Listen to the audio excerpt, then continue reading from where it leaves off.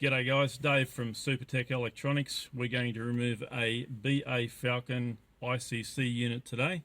To do the job today, a plastic spudger, a Phillips screwdriver and an 8mm socket. Alright, first part we're going to remove is this section here. And this one is already loose. There are some clips on the back that hold the unit very tight, and on this unit we've got a plug for the clock. So you'll need to remove the plug. Just bear in mind that because these sit in the sun, they can crack and become brittle with age, so removing it, you can damage it. Be very careful if you do, and that's just an unfortunate part of this job. We'll put that aside. The next section we're going to remove is this plastic part here.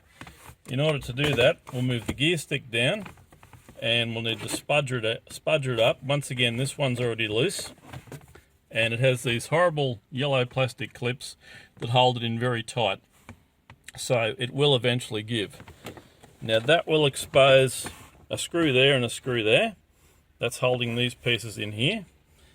You'll need to remove those screws, and you'll need to pull them up and pull it down because it's held in with a little plastic lip.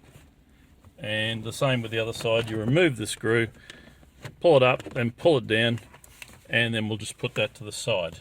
Alrighty, the next thing we need to remove is this part here. There'll be one screw in the top that side and one screw in the top that side. Remove those screws, and once we pull it out, that will give us access to this cable here, and that's plugged in for the cigarette lighter, so you'll need to remove that. Alrighty, we'll put that aside over there, and this aerial wire will be plugged in at the back of the unit. You'll need to remove that as well. Okay, so once we've removed this section here, there is a module under here called the BCM, and each one of those is about 4 plugs, and I'm going to remove them all. Okay, so these can be a little tricky to get out. You'll need to push the center key in before you pull it out, and they've all got a key of some description. That the green one's got a plug there, and once you press the middle key down and pull it out, and just leave them hanging there for the time being. Alrighty, now that you've unplugged your BCM, those 4 plugs there, your car will not start. Don't let that bother you. We'll fix it up in a little while. We're just going to remove the rest of the stereo and put the BCM back in, just so that you can use the car while it's being repaired.